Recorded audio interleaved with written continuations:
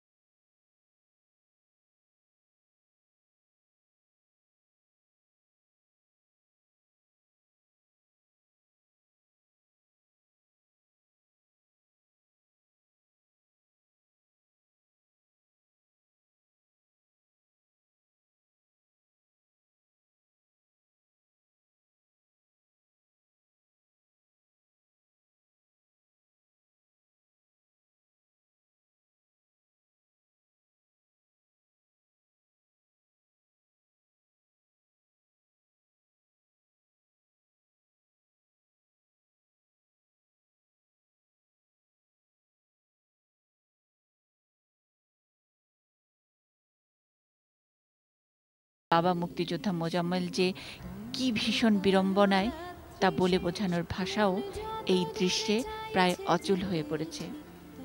মোজাম্মেল যখন দেখান তার এই স্মৃতিস্তম্ভের আশপাশে ভূমিদস্যুরা কিভাবে পরিবেশ নষ্ট করছে, কিভাবে বড় বড় ডেভেলপারের পোষা বাহিনী এসে শুধু এই স্তম্ভের আশপাশে অ্যাপোলো হাসপাতালের বিষাক্ত বর্জ্য ফেলছে, এই দৃশ্য দেখার পরে কথা বলার আর কোনো ভাষা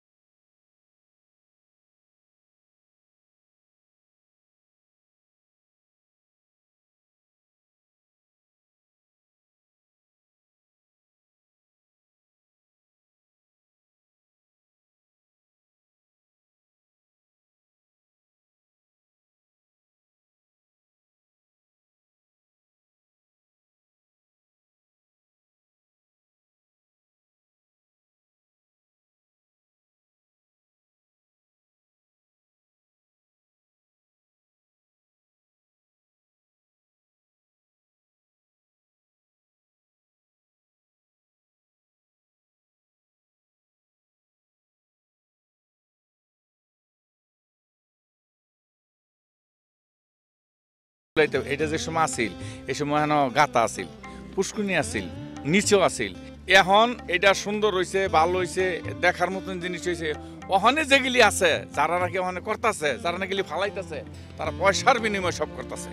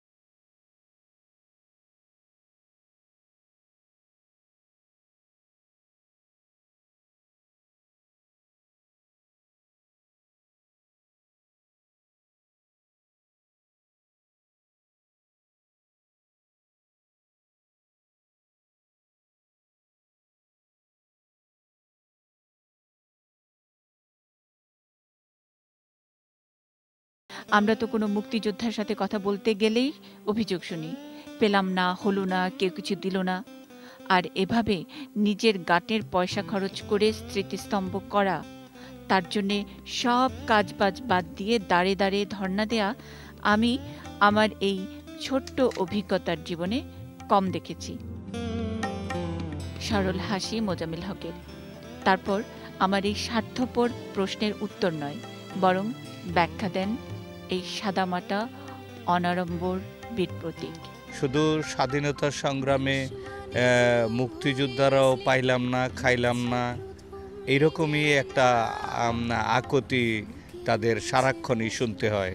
এবং রাজনৈতিক দলেরও মুক্তিযুদ্ধকে ভাঙানো ছাড়া আগামী প্রজন্মকে কিছু দেওয়ার মতন কোনো কাজই তেমন নাই। জাতীয়ভাবে আপনি লক্ষ্য করেন ঢাকা বিশ্ববিদ্যালয়ের চত্বরে কয়েকটা মোরাল ছাড়া আর সারা বাংলায় তেমন কিছু নাই। গাজীপুরের একটা স্মৃতিসৌধ আছে, একটা আছে, কাজ আছে।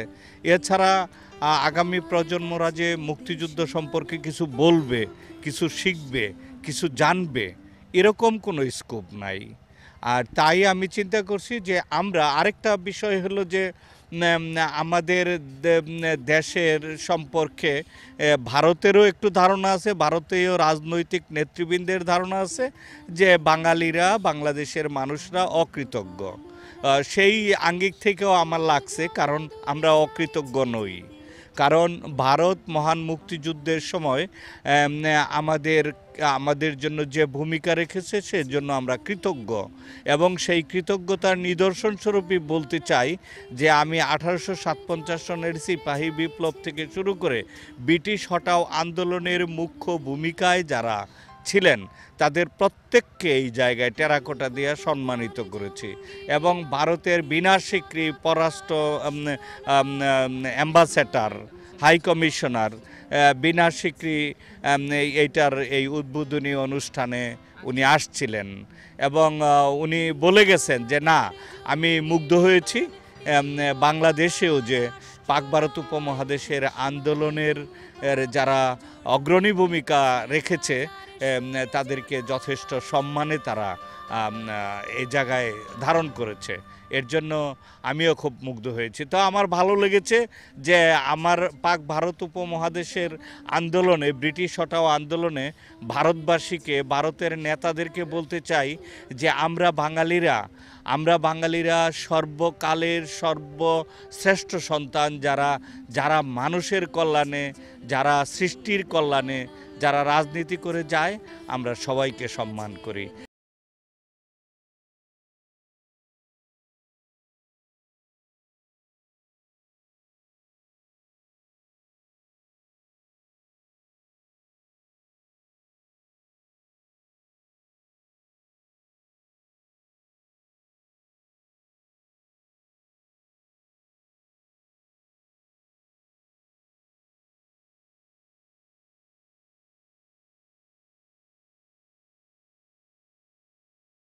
আমি সেই লাইন পরিহার করে আমি এইটাই চিন্তা করছি যে আগামী দিনে আমাদের প্রজন্মরা, বাঙালিরা যেন না, মুক্তিযুদ্ধেরও কিছু অর্জন আছে, সেই অর্জনটা যাতে তারা গর্বের সাথে বলতে পারে, এটার থেকে শিখতে পারে, তারা যেন দেশপ্রেমে উদ্বুদ্ধ হয়, এই আঙ্গিক থেকে আমি এই কাজগুলো করেছি।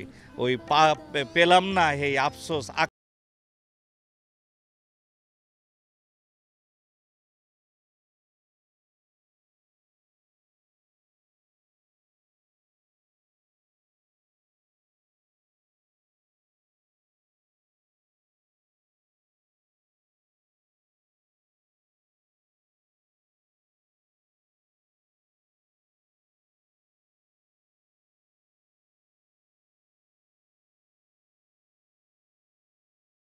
হয় নীরবতা শূন্যস্থান পূরণ করে।